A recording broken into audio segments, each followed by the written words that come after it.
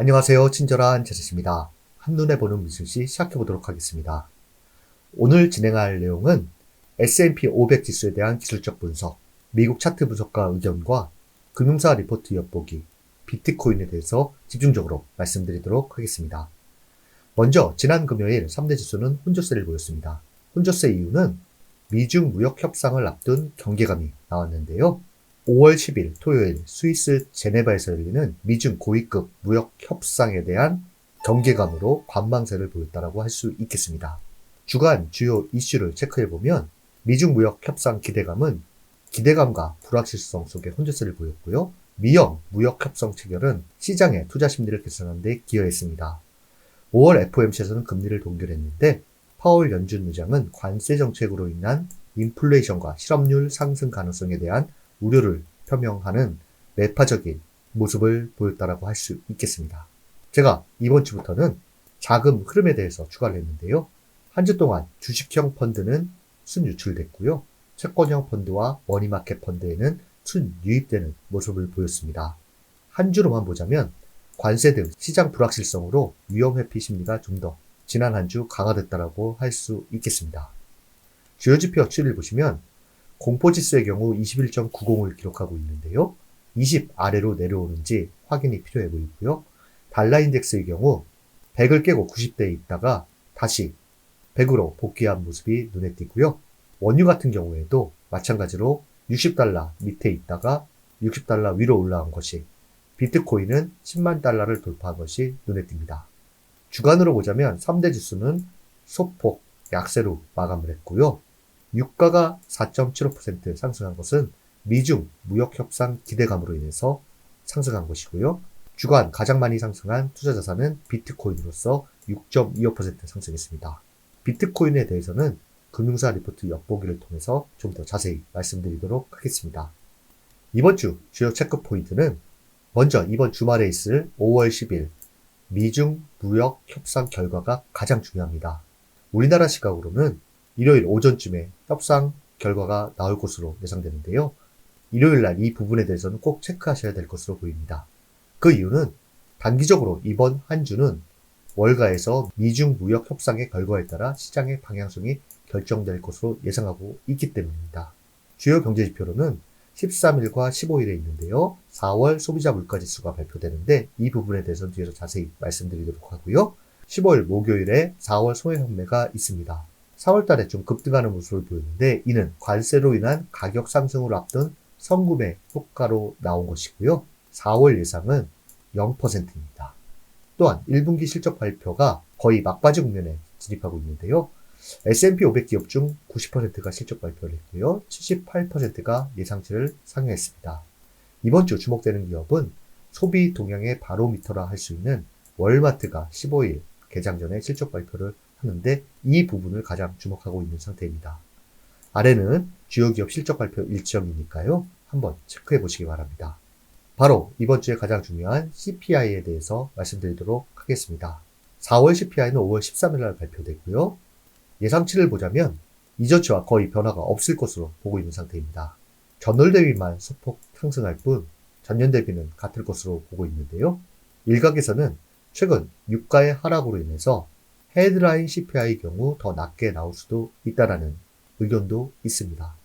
예상치 정도 나온다라고 하면 시장에 큰 문제는 없을 것으로 보이고요. 예상 밖으로 예상치를 큰 폭 상회한다라고 하면 시장은 하방 압력이 클 것으로 대다수 보고 있는 상태입니다. 그 다음은 미 차트 분석가 의견, 두 명의 차트 분석가 메시지를 갖고 왔는데요. 첫 번째는 V자 반등은 인상적이지만 충분한가?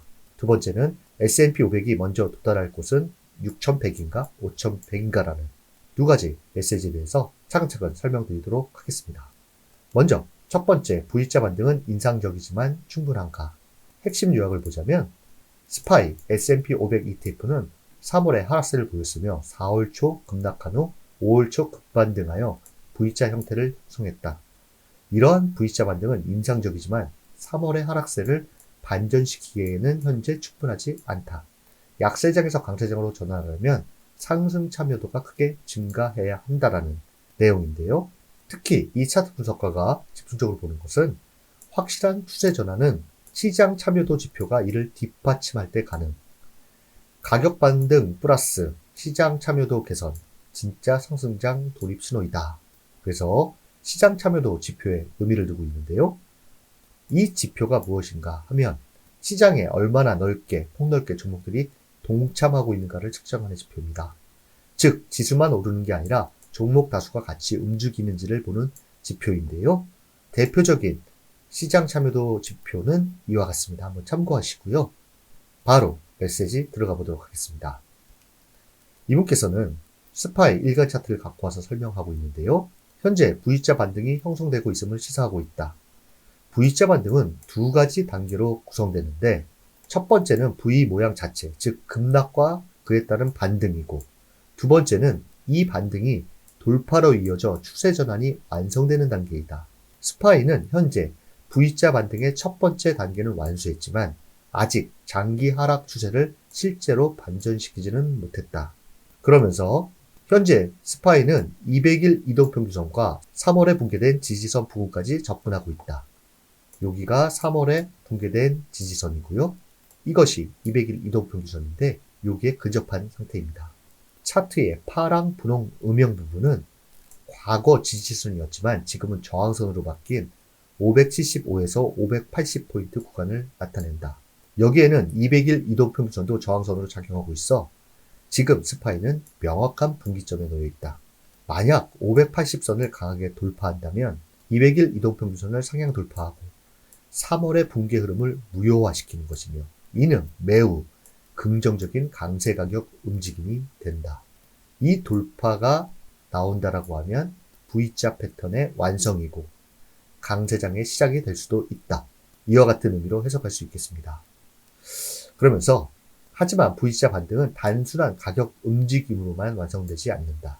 나는 지난 11년 동안 있었던 4번의 V자 반등 사례를 분석했다. 이 모든 반등은 항복 매도 후 빠른 V자 형태의 회복이 있었다는 공통점을 가지고 있었다. 진정한 하락장에서 상승장으로의 전환 열쇠는 바로 상승에 참여하는 종목수의 확대이다. 즉, 상승에 동참하는 종목수가 확연히 증가하고 주요 시장 참여도 지표들이 특정 기준치를 돌파해야만 한다. 이러한 시장 참여도 지표에는 200일 및 150일 이동평균선 위에 있는 종목 비율, 그리고 신고가, 신저가 비율이 포함된다. 이와 같은 말을 하면서 보고서를 마치는데요. 시장 참여도 지표를 제시하지 않은 것이 좀 아쉽습니다. 그래서 제가 한 가지를 갖고 봤는데요. 200일 이동평균선 위 종목 비율 SPXA 200R입니다. 현재 43.8을 기록하고 있는데요. 48.3 수준은 중립 또는 약세 탈출 신호이고요. 아직 확신 부족, 시장 내부 분기점이라 할 수가 있습니다. 만약 50을 돌파해서 50에서 60 구간으로 간다라고 하면 전환기 강세장의 초기로 구분할 수가 있고요.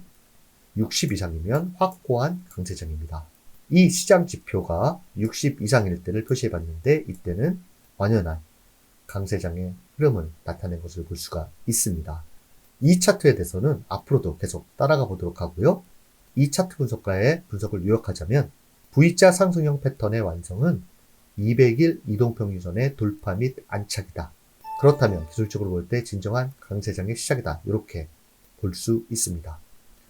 두 번째 미 차트 분석가 의견에 대해서 말씀드리도록 하겠습니다. S&P 500이 먼저 도달할 곳은 6100인가 5100인가 제가 가끔 소개해드렸던 4가지 시나리오에 대한 메시지입니다. 핵심 3가지 목적을 보면 지수의 향후 4가지 시나리오를 모두 고려하고 각 시나리오가 실제로 전개되기 위해서는 어떤 경제 요인이 작용해야 하는지 그리고 그 시나리오를 확인시켜줄 신호 패턴 지표는 무엇인지 생각해보자. 두 번째, 당신이 보기에 가장 가능성이 높은 시나리오를 결정하고 그 이유가 무엇인지 스스로 정리해보자. 세 번째, 각 시나리오가 당신의 현재 포트폴리오에 어떤 영향을 미칠지 생각해보라. 각 경우에 어떻게 리스크를 관리할 것인지 그리고 어떤 방식과 시점으로 대응을 조정할 것인지를 미리 구상해 두는 것이 중요하다. 이와 같은 말을 하면서 현재부터 6월 10일까지의 잠재적 시나리오에 대해서 말을 하고 있습니다. 본격적으로 들어가 볼까요? 이분께서는 먼저 S&P 500 일간 차트를 갖고 와서 기술적 주요 포인트를 말하고 있습니다. 첫 번째는 6100, 두 번째는 200일 이동평균선, 세 번째는 5500, 네 번째는 5100인데요. 그 위치는 다음과 같습니다. 이 수치를 기억해두면 네 가지 시나리오에 대해서 좀 더 명확히 알 수가 있을 것 같은데요. 먼저 첫 번째 시나리오는 슈퍼 강세 시나리오입니다. 우리의 가장 낙관적인 시나리오는 4월 저점 이후 나타난 공격적인 반등 흐름이 지금처럼 그대로 지속되는 것이다. 200일 이동평균선에서 아주 짧은 되돌림이 나타난 후 다시 상승세가 이어지는 구도이다. 이 시나리오가 현실화되기 위해서는 매그니피센트 7 종목들이 200일 이동평선을 강하게 돌파하며 본격적인 상승세를 주도해야 할 것이다. 시가총액이 큰 매그니피센트 7 종목 주도의 지수 상승이라고 볼 수 있는 것인데요. 이 강세 시나리오에서도 전제가 되는 것이 200일 이평선의 돌파 및 안착입니다. 그 다음은 완만한 강세 시나리오입니다. 만약 S&P 500이 200일 이동평균선 부근에서 멈칫하고 되돌림이 나타나면서 투자자들의 의구심이 더 깊어지는 흐름이 나온다면 어떨까? 일부 관세 협상이 긍정적인 결과를 내더라도 비어있는 컨테이너 선과 유통망 불균형이 소비자들에게 만성적인 인플레이션 가능성을 시사할 수 있다. 이런 상황에서는 6월 중순이 되어도 명확한 방향성이 잡히지 않는 관망 장세가 이어질 수 있다. 큰 폭 상승과 하락도 없는 개걸음 장세, 관망의 장세가 지속되는 상황을 말하는 것 같습니다. 세 번째 시나리오는요, 완만한 약세 시나리오입니다. 만약 물가지표가 다시 악화되고 소비자 심리가 본격적으로 위축되어 시장에 불안이 확산된다면 지금부터 이 분석 기간 동안은 연준의 정책회의가 예정되어 있지 않다. 경기 우려가 커지지만 연준은 당장 움직일 수 없는 상황이고 기술적으로 지수가 주요 저항선을 못 넘고 내려갈 경우 S&P 500은 다음 지지선인 5,500까지 하락할 수 있다. 200일 이평선을 돌파 못하고 하락하면서 넓은 범위의 박스권의 방향 모삭이 나온다는 이야기인 것 같습니다. 마지막으로 매우 약세 시나리오입니다. 항상 고려해야 할 시나리오 중 하나는 주요 지수가 4월 저점을 다시 테스트하러 내려가는 것이다. 이 경우 하락 목표치는 5,100포인트 정도로 보고 있으며 6월 한 달 동안 시장은 쌍바닥 형성 중인지 아니면 단순한 반등 이후 재하락할지를 두고 논쟁이 이어질 것이다. 이 시나리오에서는 투자자들이 위험 회피 전략으로 우회하면서 방어주 섹터가 가장 큰 주목을 받게 된다. 이와 같은 네 가지 시나리오를 이야기하고 있는데요. 이 네 가지 시나리오를 정리해보면 다음과 같습니다. 먼저 기술적으로 분기점이 되는 4개의 포인트가 있고요. 슈퍼 강세는 S&P 500이 6,100에 먼저 도달하는 것인데 이 경우 AI, 빅테크 중심의 낙관론이 지배하는 장세라 할 수 있겠고요. 완만한 강세와 완만한 약세가 확률을 높게 보고 있는데 완만한 강세는 횡보세, 주가는 명확한 방향 없이 이동평균선 부근에서 등락을 반복한다. 개걸음 장세를 보인다는 것이고요. 완만한 약세는 인플레이션과 소비 위축 우려로 주가가 하락하지만 급락은 아니다. 5,500까지 조정을 보이고 큰 박스권 양상. 매우 약세 시나리오는 무역 갈등이 악화될 때 가능한 최악의 시나리오 5,100까지 보는 시나리오라 할 수 있겠습니다. 여러분들께서는 어떤 시나리오에 더 무게를 두시는지요? 이 차트 분석과 말대로 어떤 시나리오가 전개될지에 따라 종목과 업종의 차별화 전략을 잘 구사하는 것이 중요하지 않을까 생각됩니다. 이 두 차트 분석과 의견은 참고 정도 하시는 것이 좋을 것으로 생각됩니다. 그 다음은 금융사 리포트 엿보기, 비트코인 10만 달러 선 복귀 의미에 대해서 요약해봤는데요. 시작해보도록 하겠습니다. 이 리포트는 IM증권 리포트고요. 비트코인 가격이 10만 달러를 상회한 것은 지난 2월 2일 이후 처음이다. 비트코인 가격 급반등 현상에는 현재 4가지를 들고 있는데요. 트럼프발 상호관세 리스크 완화가 한몫을 하고 있고 유동성 효과가 크게 작용했고 급등 조짐을 보이던 신용 스프레드의 하향 안정세, 구체적인 계획이 발표된 것은 아니지만 백악관의 국부펀드 설립 발표 등 이것들이 호재로 작용하면서 비트코인이 10만 달러를 돌파했다라고 합니다. 밑은 글로벌 유동성 확대, 흐름 지속이라는 그래프니 참고하시고요.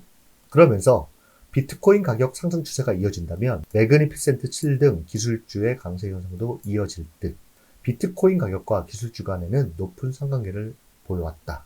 상호관세 불확실성 완화 속에 비트코인 가격 추세가 이어진다면 기술주 반등 흐름도 이어질 공산이 높다고 판단하고 있습니다. 주요 국가의 관세 협상이 줄지어 타결될 경우 미 연준이 완화적인 통화 정책으로 선회하면서 금리에 민감한 비트코인은 물론 기술주에도 긍정적인 영향을 줄 공산이 있다.